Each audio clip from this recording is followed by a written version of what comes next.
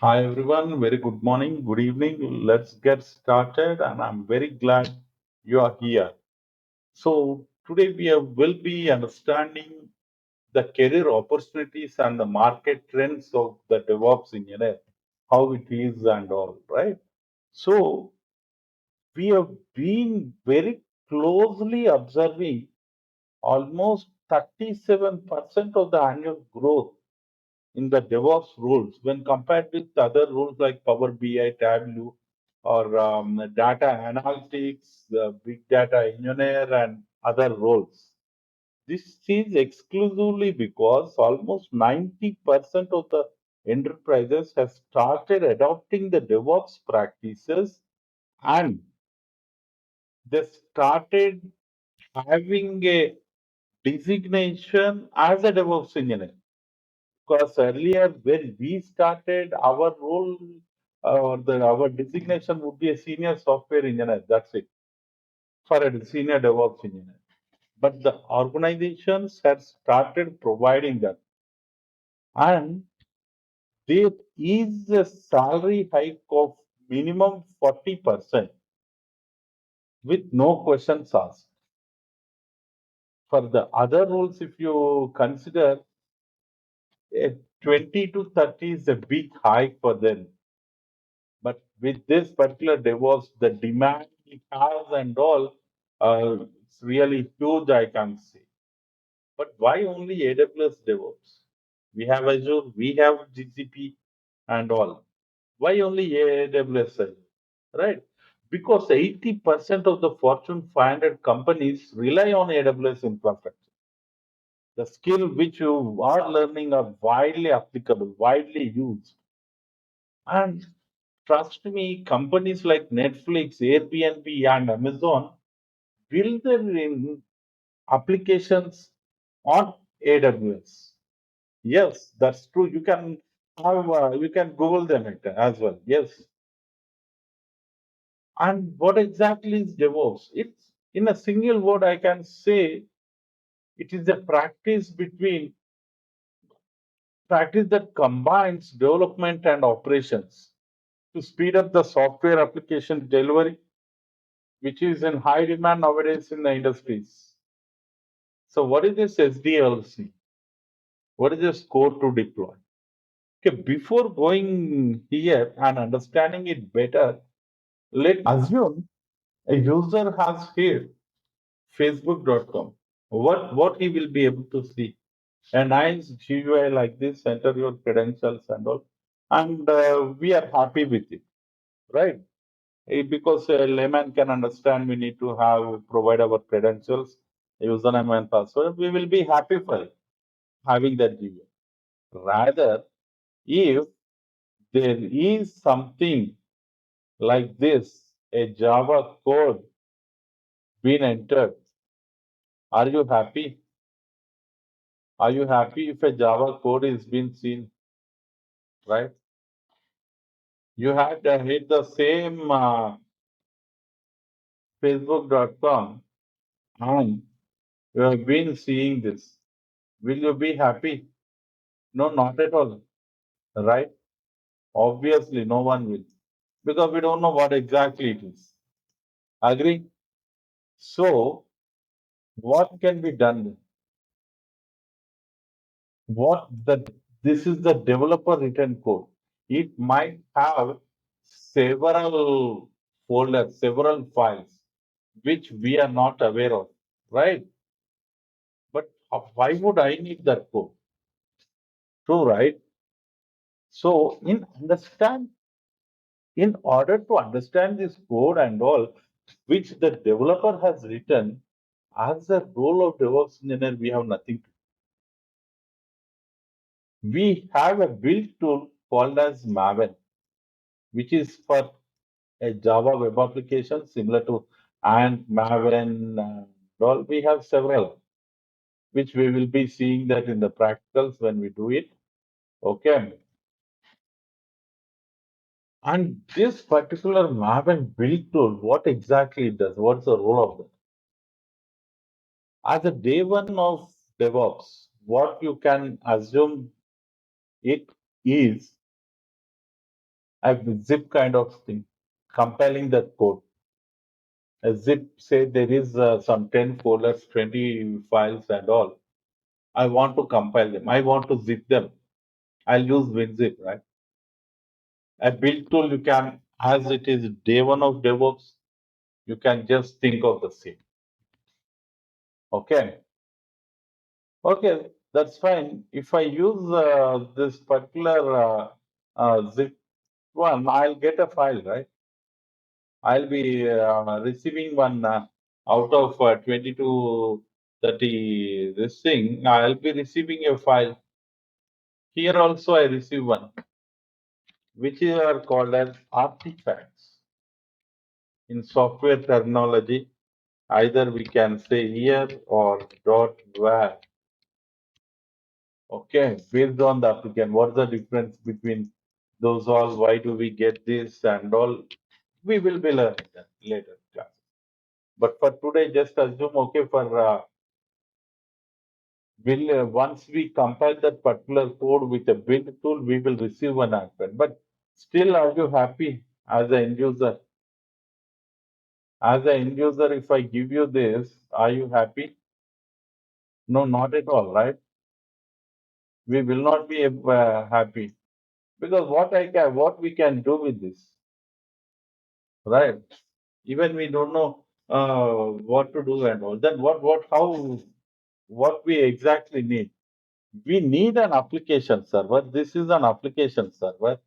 Okay,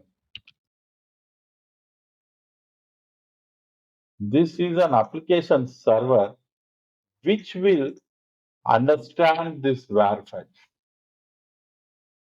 which can understand this var file better, and a nice GUI can be displayed just similar to this.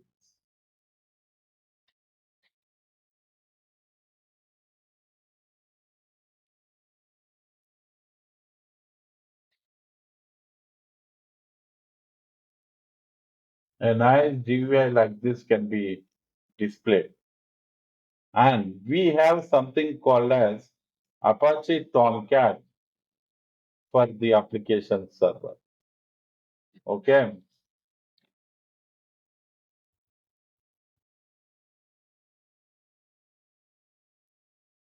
Now, how exactly this works? The end user will be hitting, where is he? Okay, let us take a new user. The end user will be hitting,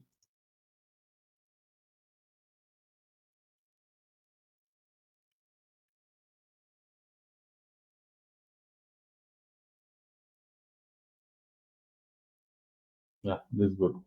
So the end user will be hitting this application server of Tomcat. And this particular Tomcat has the Facebook application deployed in it. And hence, we are able to see directly the Facebook or any website that will be working this way. When we hit that at the back end, that is what exactly happens. And coming back again to scroll up, like SDLC, the software development life cycle works in the same way. The phase from the code to deploy. At the phase of code, the developers will write the code in the respective languages. Okay. What is the role of a DevOps engineer there? Do we write along with them? No, not at all. So basically, we provide KTs to the developers on how to push their code to GitHub repositories, how to maintain the branching strategies of their code, how to maintain the security of their code, how to version them, and all. Okay, cool. Then at the phase of the build, what's the role of a DevOps? What exactly he does, right? So as we saw in the previous slide, we need a build tool to understand this particular Maven Java code and generate this WAR file, right? So this integrating this Maven and GitHub with other tools, we will be present there, which we will be clearly uh, understanding in the next session. And once the artifacts are generated, we will be there to store this. What is the use of storing and all, we shall be seeing in the next sessions. But on a higher note, is that once the build is successful, we will be deploying to Tomcat. Okay, this is how in real time the IT industries will be following. And our sessions will be on working on the same way. How about the course structure and learning path? I guess by this time you might be getting an idea that this course will be from the scratch. Yes, you are right. This will be from the scratch. That is from for the beginners, for the non-techies, for the tech professionals who feel they are not good at programming or any other. So we will be starting initially with account setups, environment configurations, and next we go with understanding the DevOps principles, methodologies, the tools which we will be using and for what we will be using. And in your down the line in your career, learn any tool in such a way that what was that problem it has solved. I mean to say, if assume there is Jenkins, before that, what was the tool which was performing the task? What made Jenkins more powerful so that IT industry is looking at it? And what are the challenges they are facing right now? That is how we need to learn the tools, and we will be doing the same.